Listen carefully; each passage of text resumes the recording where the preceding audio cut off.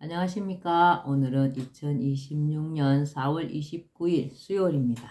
네, 오늘도 세계적인 바이블이 될 난세의 영웅 흑인령을 아십니까? 41페이지부터 읽어보겠습니다.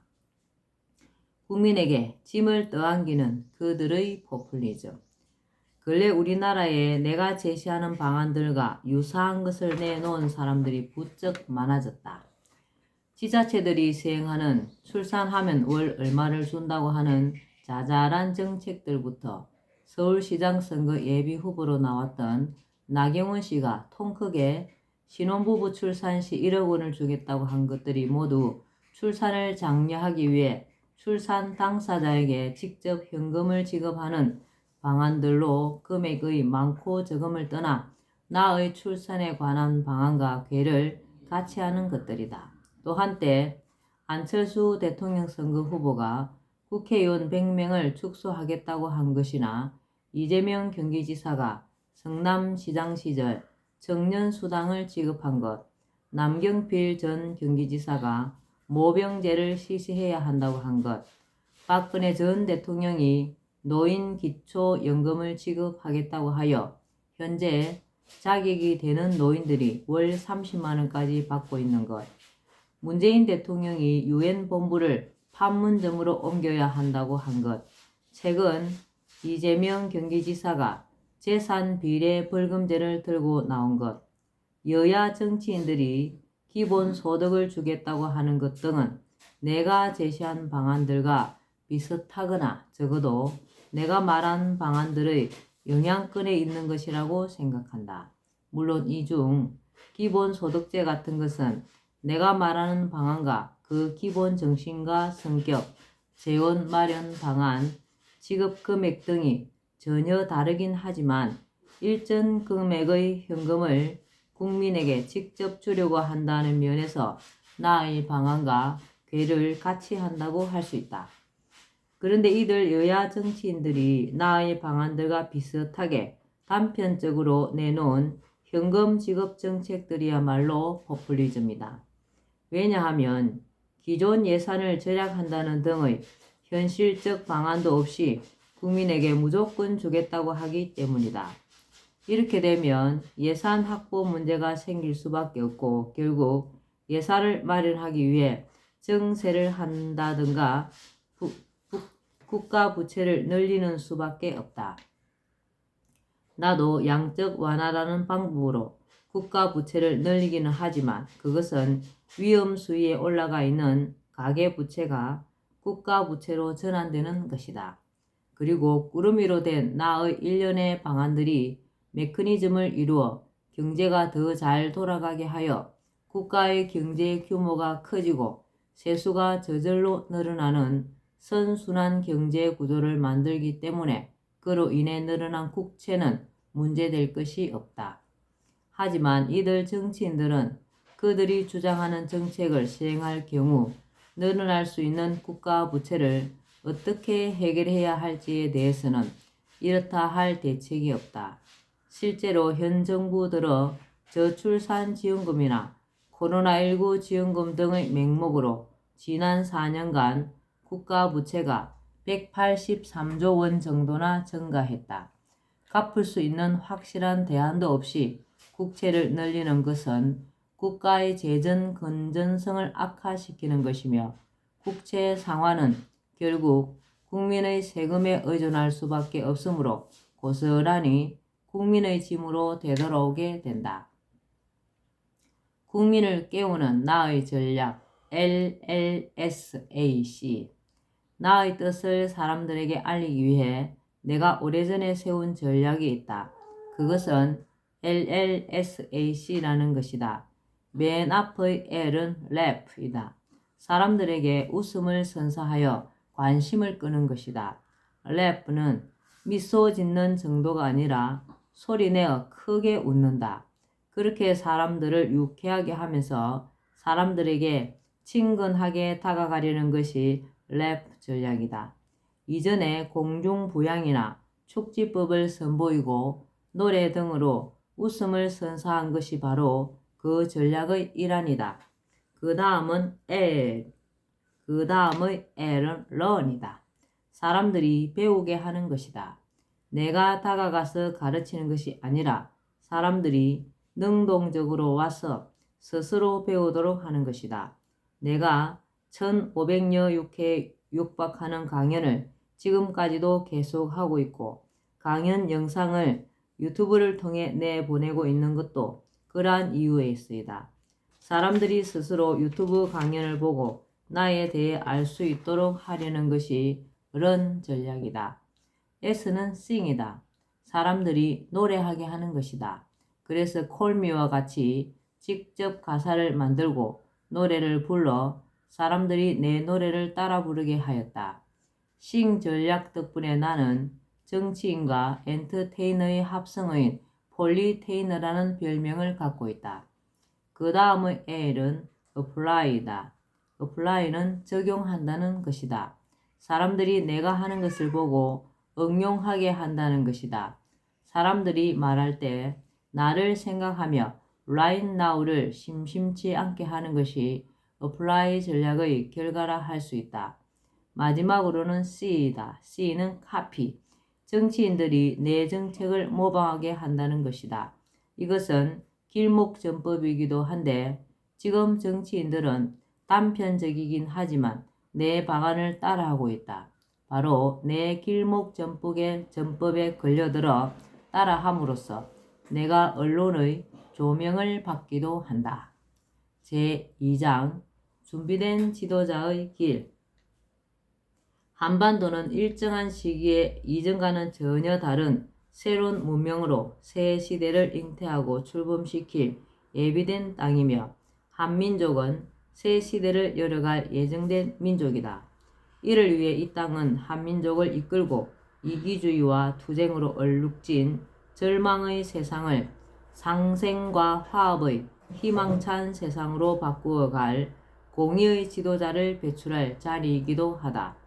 언젠가 그 지도자는 세계 통일의 꿈을 이루어 민족과 국가가 서로 돕고 화합하며 아름다운 하모니를 이루는 화이부동의 낙원 같은 세계를 건설하게 될 것이다.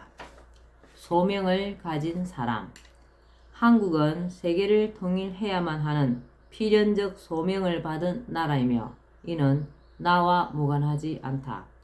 그동안 나는 대통령 선거에 2번 도전한 것을 포함하여 7번의 선거에 출마하는 등 줄곧 국가 최고 지도자의 길을 준비해왔다. 선거를 치르는 데는 많은 돈이 들어간다. 내가 돈이 많아서 이렇게 계속 선거에 입후보했느냐? 아니다. 오직 하나, 나의 소명을 완수해야 하기 때문이다. 내게는 우리 국민의 고통과 국가적 난제들을 해결하고 우리나라를 인류 국가이자 세계의 모범국으로 이끈 후 모든 인류가 공존 공영할 수 있는 시스템 속에서 이 세상 누구라도 먹고 사는 문제로 고통받지 않을 수 있도록 할 사명이 있다. 또 말할 수 없는 참상을 야기하는 전쟁과 인류에게 재앙은 물론 지구 자체의 종말을 가져올 수도 있는 환경 파괴 문제를 해결해야 할 사명도 있다. 이 사명을 이루기 위해서는 세계 통일이 반드시 필요하며 세계 통일을 이루기 위해서는 한국의 국가 지도자라는 위치가 필요하다. 말하자면 한국의 국가 최고 지도자가 되는 것은 사명 완수의 첫 단추를 끼우는 일이다. 나의 아버지는 김수로 왕을 시조로 하는 김의 허씨, 남자 권자이다. 만석군이었던 아버지는 내가 태어나기 전 소작인들에게 토지를 무상으로 나누어 주었다는 이유로 사상범으로 몰려 사형을 선고받고 1950년 6.25 전쟁이 나기 이틀 전 서울 형무소에서 돌아가셨다. 어머니는 하만조씨 개자 식자로 아버지가 사시던 인근 마을 조씨 가문 부잣집 딸로서 아버지에게 시집와 아버지가 서울 행무소에 수감되자 아버지 옥바라지를 위해 상경하여 중랑청 다리 밑 가마니 움막에서 기거하시던 중 신비로운 꿈을 꾸고 나를 낳으셨다. 아버지의 사형 소식을 들은 어머니는 아버지의 시신을 찾으려고 수소문하던 중 6.25 전쟁이 터지는 바람에 아버지를 찾지 못한 채 태어난 지 6개월밖에 되지 않은 나를 업고 천리길을 피난해 아버지와 함께 사셨던 지수면 성산 마을로 내려오셨다. 어머니는 그간의 허술한 움막에서의 기도 생활과 모진 추위 속에서 나를 낳다가 얻은 산후병, 그리고 나의 출생과 관련한 주변의 오해 속에 얻은 마음의 고통으로 고생하시다가 내가 4살 때 돌아가셨다. 아버지의 고향이자 내가 14살까지 자란 경남 진주시 지수면 성산 마을은 김해 허시들이 대대로 터를 잡고 살아온 마을이며, 이곳에 있었던 지수초등학교는 내가 다닌 학교로 삼성 이병철 회장, LG 구인회 회장, GS 허성구 회장, 효성 조홍재 회장 등 우리나라 최고의 재벌 창업주들을 비롯하여 1980년대 기준으로 100대 재벌 중 30여 명이나 되는 유수의 재벌 기업인을 배출한 곳이다.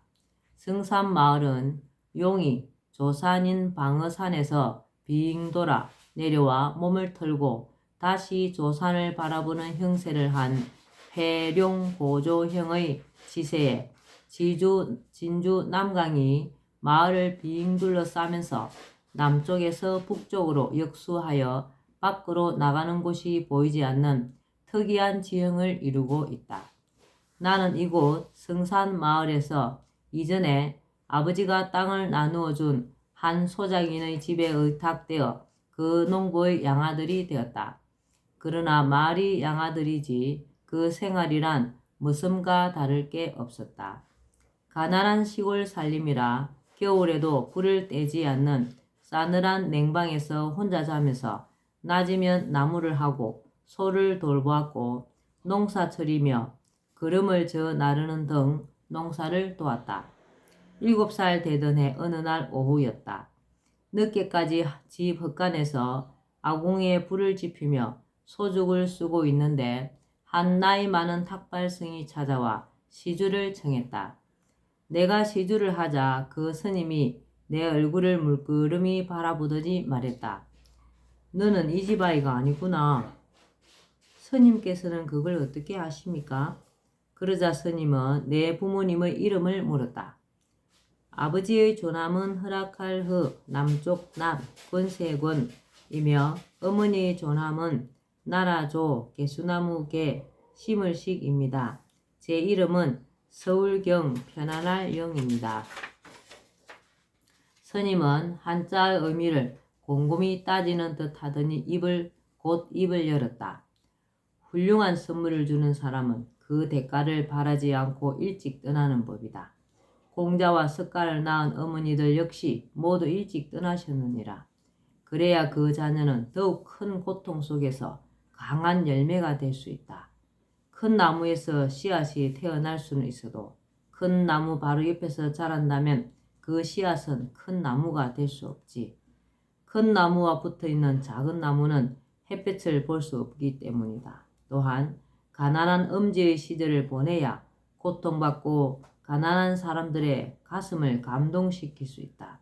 네 아버지 어머니의 이름을 합친 허남권 조계식의 의미를 풀어보면 남쪽 나라의 권세와 월계수 나무를 심는 것을 허락한다는 것으로 한 사람의 인물을 이 땅에 심을 놓을 이름이란다.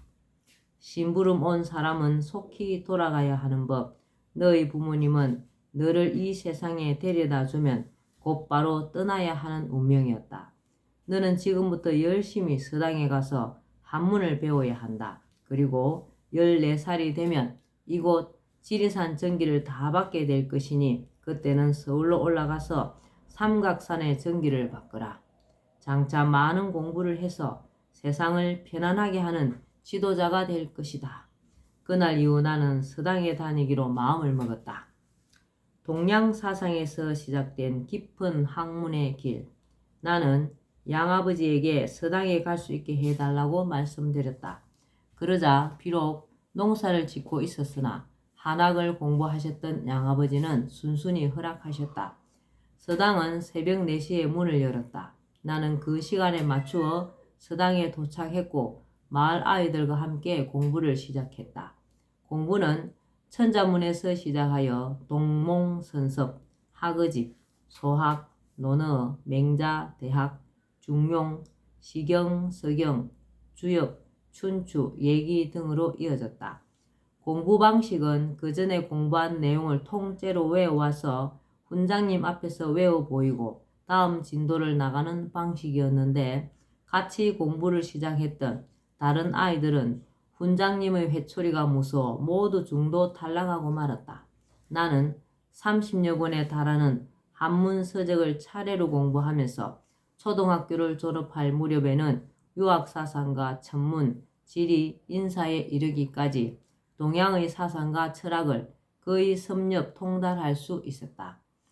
어머니가 태어난 지 몇 개월 되지 않은 나를 안고 어머니가 태어난 지 채 몇 개월도 되지 않은 나를 안고 아버지를 면회에 갔을 때 아버지는 내게 허경영이라는 이름을 지어주시며 유언처럼 이런 말씀을 남겼다고 한다. 서울 동쪽에는 일본의 동경이 있고 서쪽에는 중국의 서경이 있고 남쪽에는 남경, 북쪽에는 북경이 있다. 우리나라 서울은 이 4개의 위성 수도를 거느린 세계 중심인 곳이다. 이름을 서울경, 편안할 영으로 해라. 나중에 자라서 서울을 세계의 중심이 되게 하여 국민을 편안하게 해주는 이름이다.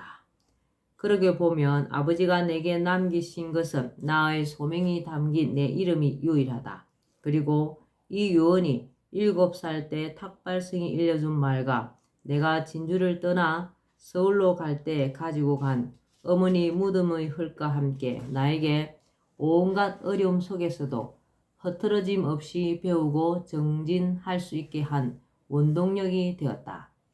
언젠가 나는 아버지의 바람과 같이 국가 최고 지도자가 되어 나라를 이끌고 국민을 편안하게 하고 나아가 온 세상 사람들을 행복하게 할 소명을 다하게 될 것이다. 네, 오늘은 여기까지 읽겠습니다. 오늘도 허경영을 많이 부르고 알려서 하늘의 복을 짓는 행복하고 뜻깊은 하루 되시기 바랍니다. 감사합니다. 허경영, 허경영, 허경영.